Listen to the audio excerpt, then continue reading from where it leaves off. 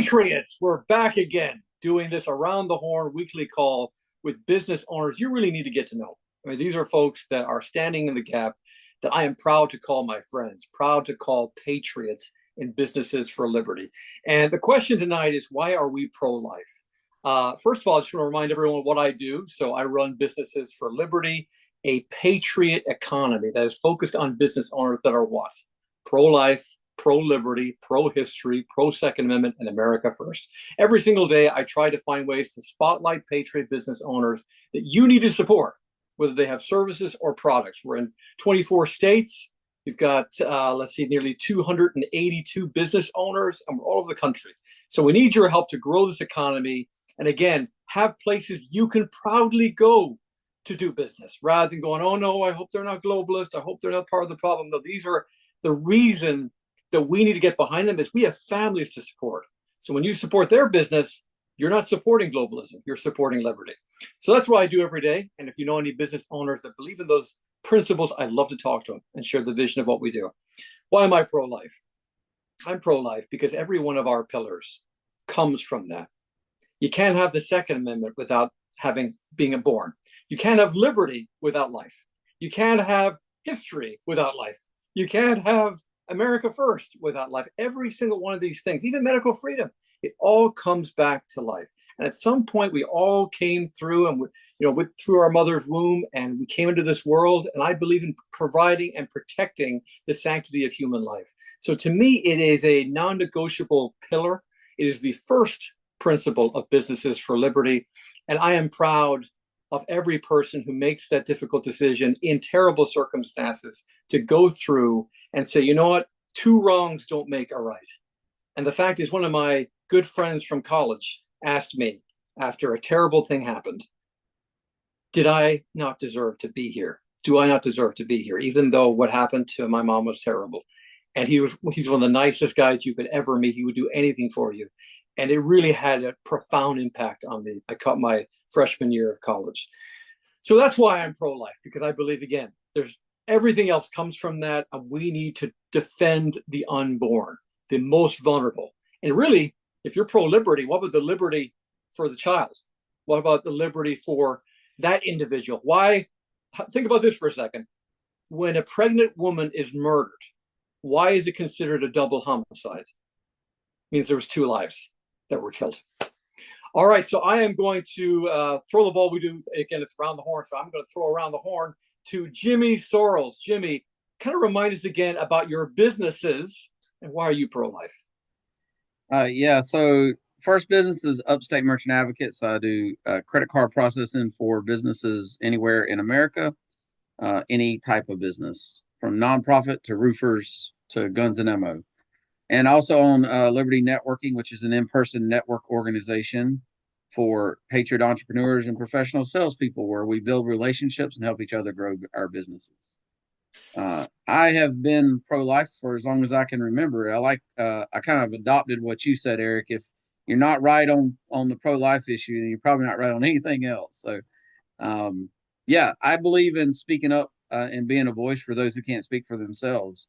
And if you have a pregnant woman and you don't do anything, she delivers a baby because that's what it is, right? And I I was very involved in the pro life movement. When I was in college, I ran a chapter called Rock for Life, the South Carolina chapter, and then I moved from that over to another ministry called Stand True Ministries, and we did all kinds of different things, sidewalk counseling and prayer and things like that, and told people the truth. And I've never apologized for that, and I would do it again. Um, yeah, I still even today in a lot of the Christian circles, they're like, well, I don't know how a woman can make that decision. It's really I don't have a say in it, and and yeah, it may be difficult. I'm not saying that, but if it's a life, it's a life, and protect that life. And there's lots of testimonies these days of people who were supposed to be aborted or whatever, and they were still born. I mean, that right there is a testimony in itself, right? So, um, yeah, I could go on about this for a long time. Very passionate about it, and 100% pro life. And listen, pro life, it includes taking care of the elderly too. That's from beginning to end. So The entirety of someone's life. Well, let me yeah, ask you one more kind of follow up to that. Isn't it amazing that it's even a controversial issue? I mean, we yeah. all came out at some point, and I mean, isn't that shocking that this is such a controversial thing? Well, yeah. I mean, if you want to go deep on it, it really comes back to biblical times and the sacrifice to Baal. And if you look at the history of when abortion was legalized and how that actually happened, you would understand it was basically a setup from the beginning. And really like Trump was saying now, it should be the state's decision. It wouldn't make it right if they said it was okay, but still, it should be the states. It should not be a federal law that it's okay to go murder a child anywhere. Amen.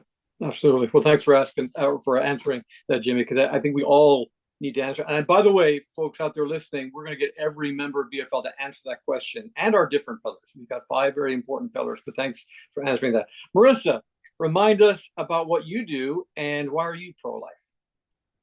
I run a residential and a commercial cleaning business.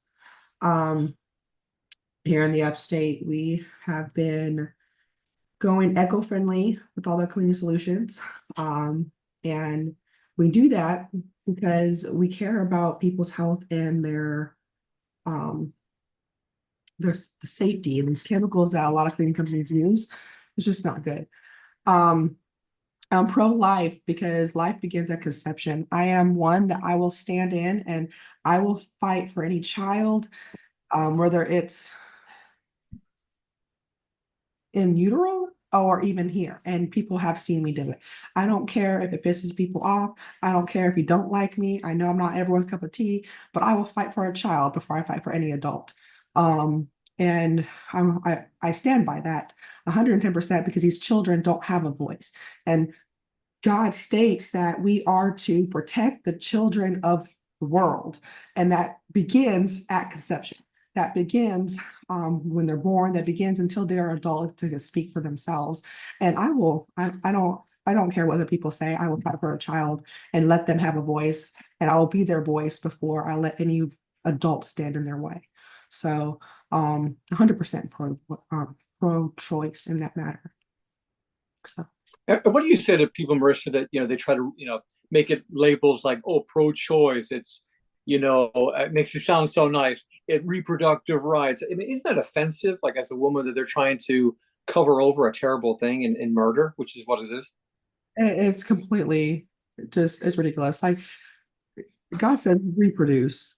God says, have children, and people will judge you because you have too many children. People will judge you because you didn't have any children. Um, and it gets very offensive to stand in as a woman and be like, well, you have a right to say, I don't have a right. I laid down in bed and I had a baby and God gave me that child. And my right was to say no and not wait till marriage or whatever the case may be. There is no right for me to choose from. God already gave me that choice when he gave me the child, and I should have made the choice prior. Like it's just, I don't understand when people go, well, I could make a choice. I could do this. I was pregnant with my last child, and I was told by 4 different doctors to abort that child. I was told my heart's going to stop. I was told you're going to be super sick. I was told at 22 weeks that they need to birth that child at 24 weeks. And that my health was declining. My heart was stopping. My blood pressure was up. I was sick in bed for 9 months. If it wasn't for my friends and Nita and a lot of people that stood in there and got that baby to 31 weeks. They and fought these doctors beside me because no, you're not taking the child out of me. Nope, I don't care if I die on this table. This child deserves to be here for a reason. Um, and they were trying to force it on me. And absolutely not. You're not going to tell me what to do. Like, yes, I have a choice, but my choice is to fight for the children. My choice is to fight for whatever kid doesn't have a say. And just because your opinion is that I'm going to pass, well, let it be up between God and them. But you have no right to tell me to take this baby out because I am sick. Like there's a reason why God brought this baby here. And if it's my time to go, it's my time to go. But I could do the choices to eat right, exercise right, do what I need to do to make sure she's good. And we did. And yes, she came out, but she came out with a 5-pound baby at 31 weeks. She wasn't in the ICU for the 4 months they wanted her to be in ICU. She was in the ICU, the NICU for 3 weeks. And it was because the team of people who had the same beliefs around me was fighting with me. Okay, Marissa, let's eat this. Let's do this. Let's go here. Let's take this. Don't take that medication. Like they were dumping medication on me. They were throwing me in hospitals. There were so many things that they were throwing at me. And if I didn't have people who believed in the same things I did, I would never have noticed that, because a lot of times growing up, it was listen to the doctor. The doctor has what, will tell you the right way. But they could have killed my child at 22 weeks. They could have aborted my child the minute I found out I was pregnant. There was so many different things. Like to have her here now at 30 pounds and 10 months, it should never have happened, because I had 7 different doctors and all around Greenville itself tell me to abort the child up until she was 24 weeks, abort the child. Nope, we're going to birth her. We're going to put you in the hospital. No. Like if it wasn't for these people, no, I wouldn't have that choice. It really is offensive when people try to say you have a choice and it's your right and it's your body and your life. No, it's this child's life and she doesn't have a say. It's my responsibility to protect this child. And God gave me that responsibility to protect this child. And 100%, I will stand by any child, whether it's my child that I'm birthing or it's another child, that the child needs a say. And we're put in that position to do the right thing. We're not here to play God. God gave us everything on this earth to be healthy. And if he gave us a child in his hands, he will do what's necessary as long as we do the right things, and we live the right ways.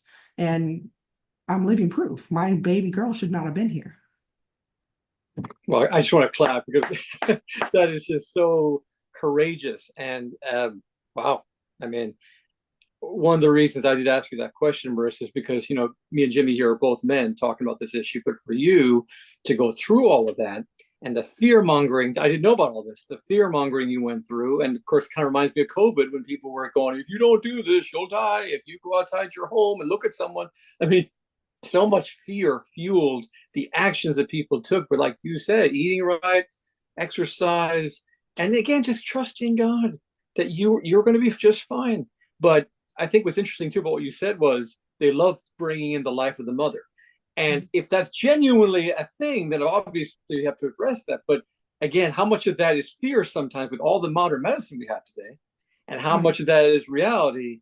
And you did the right thing. And I just want to thank you for doing the right thing for the cause of life. And I know you're thankful today you did that. Yeah, it wasn't easy. I mean, there was fear going through me. Like I have 3 other kids. Sure. There was a lot of fear, like, oh, what if this happened? But you have to realize if you're a true believer of God, fear is a liar. Fear is going to steal, kill, and destroy everything you stand for. And even Jesus himself, people hated to put him and nailed him to the cross.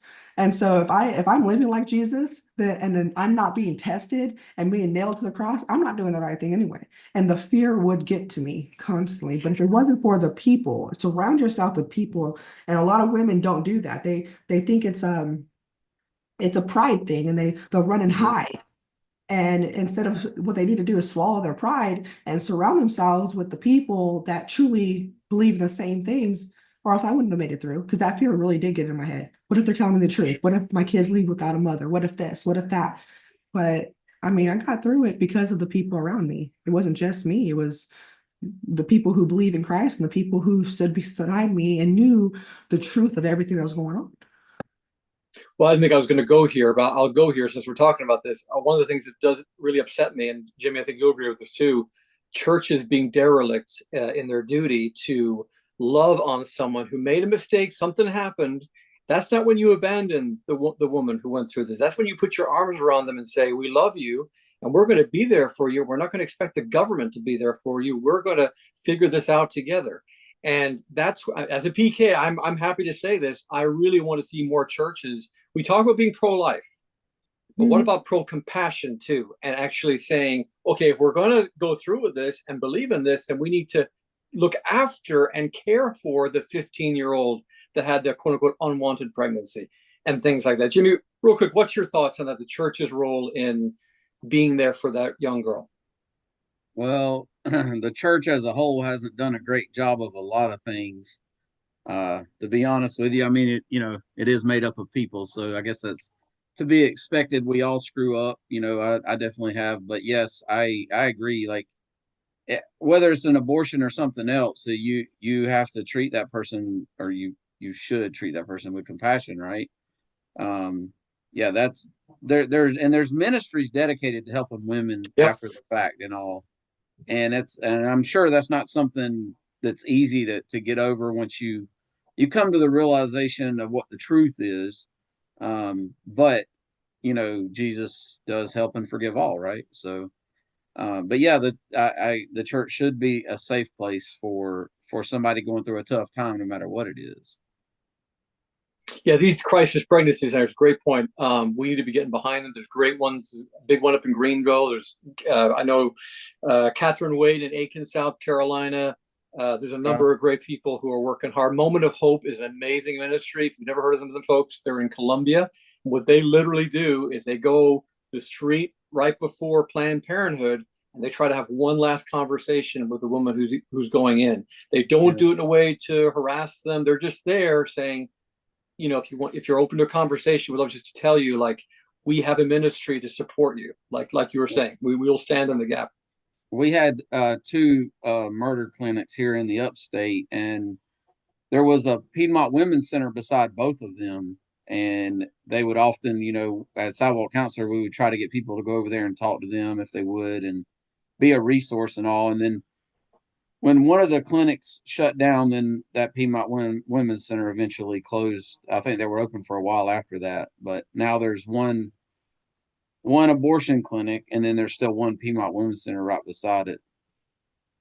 So we Liberty Networking, about a year and a half ago, we did a fundraiser for them here.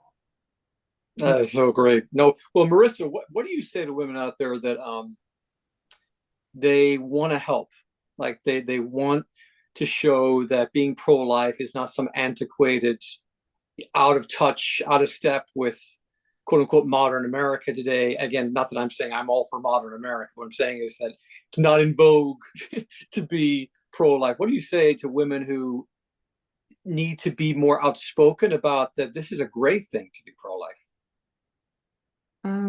Just show love. I mean, it's you'll find that fight. A lot of things that come in my way as a teenage girls. I was that 14-year-old girl that gave her son up for adoption. I was the one that also then had a kid at 17. But I was that teen. But the one thing I think I needed the most, and people would always say, well, if you were raped or if it wasn't planned or whatever, get rid of it. That's an out. And I can't, I was there. I had one at 14 because of everything. And what I needed the most was love, not people telling me what I can do and what I can't do. Um, I don't understand how people could hate on it. And a lot of teenage girls already come to me. Like right now, we have one that's 16. She's not mine. We have another one that's 17 who just found out she was pregnant and she came straight to me. And the thing about the church is funny how you guys were talking about the church, and her parents were pastors, our pastors. And she came to me and her parents hated that because it made them look bad.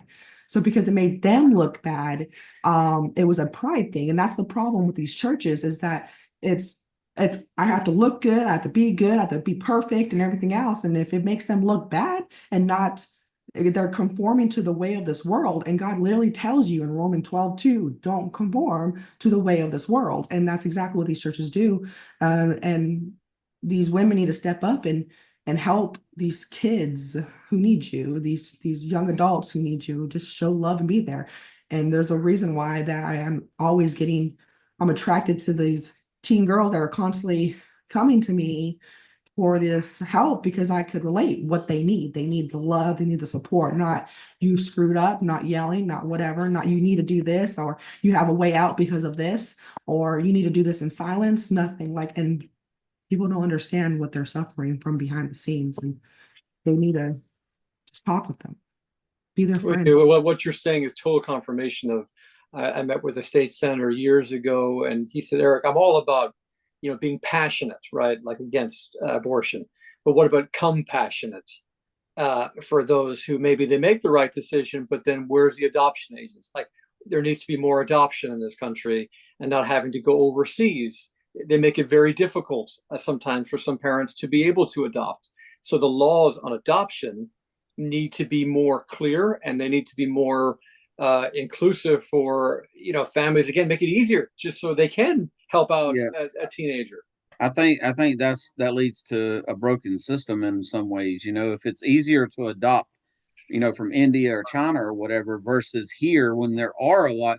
And I have friends that have adopted from other countries, and I think that's great. And they are part of the family. There's nothing wrong with that. But there are so many here that need help in adoption. It should be simpler to get those kids in a home.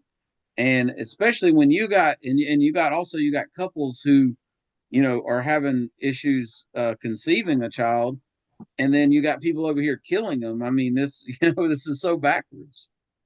Yeah. Well, okay, last question, Marissa, on this, and this has been really eye-opening and a blessing, and I know everyone watching is going to glean a lot from this. Kind of in conclusion, what would you say to someone since you went through this? What could they do? Like, if you could go back in time, like what would have helped you the most, just to feel supported and loved?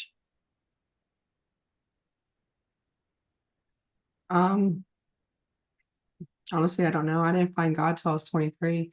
And I was in the South Carolina. But I honestly, if I just had a team, like I have a village now, but if I was that person, I'm that person to these teens, girls, that I wish I had. And I think it's just be that person that you wish you had in that situation. Don't be their parent. Don't be that quote unquote, I'm the adult, so I have to do whatever. Be that person that you always wish to have if you were in that situation. And that will help everybody out. And you will get so much more love out of it. And people will be able to sit and think. But when you're constantly trying to be, well, I'm the adult here, so I have to do this. And this is the right thing. This is what the world wants me to say to you, and blah, blah, blah, because you're only 16 or whatever the case may be. You're going to put a lot of fear and hate in their heart. And that's what's going to lead down to the road of, I can't do this. I'm going to toss this baby here, or I'm going to kill this baby here. That's not what you need to do. So you're saying don't lecture, don't lecture to them, don't talk down to them. Actually, it reminds me of a little bit when I've talked to veterans, and they've said, I said, well, what's the right thing to do, quote unquote, to support a veteran? They said, well, don't pretend that you understand when you don't, when you never served. Don't just try to say the right things or try to show you're going to sort out a situation. Just listen to us. Just try to listen, and we just want to be respected. That's all we want. We just want respect. And it's kind of weirdly almost similar that if you've been through all this trauma, which clearly, a teenager in that situation has been through, the worst thing you can do is go, well, I'm going to sort it out for you. I understand. And you don't understand, like that's really insightful, Marissa, just those thoughts. Well, in conclusion, I'll just say this, that Businesses for Liberty, for reasons like you heard from Marissa, we are not just pro-life, and like Jimmy said, in the sense of just stopping abortions. Like we want to be the loving, caring, compassionate, and passionate group that stands for life from the moment of conception to the day you die, to the day you go to heaven. And we are committed to that. There's been business owners who've not joined Businesses for Liberty as a result of this issue. I've held the line on a number of occasions, and that's why I want you to know we are principled here, even if it hurts, quote unquote, the organization and the business. I don't care about that. I want the right people in our organization. People, again, what I said at the beginning of this, that you can be proud to go to their business and support them. And so stories like this, like you heard from Marissa tonight, these are the kind of people we have. People who have been through so much, they overcome so much, and they have so much to give. So if you do business with her cleaning business, you've got a heart-oriented person who's going to do right by you. And you can actually agree with, and you can actually talk about these things, but not go, oh, can't talk politics, can't talk about like pillars and principles. No, you can talk about that with Marissa. Work with Jimmy if he's helping you with your debit and credit card processing, ACH, all that good stuff. Like, you can talk to him about being pro-life, and he'll tell you about what he's done with his organizations. I mean, it's really cool when you don't have to be muzzled when you're doing business. And there's none of that with Businesses for Liberty. So God bless you all. Thank you, both Jimmy Sorrells and Marissa Boone, for sharing tonight. And let's continue to build a patriot economy. Thanks, everyone.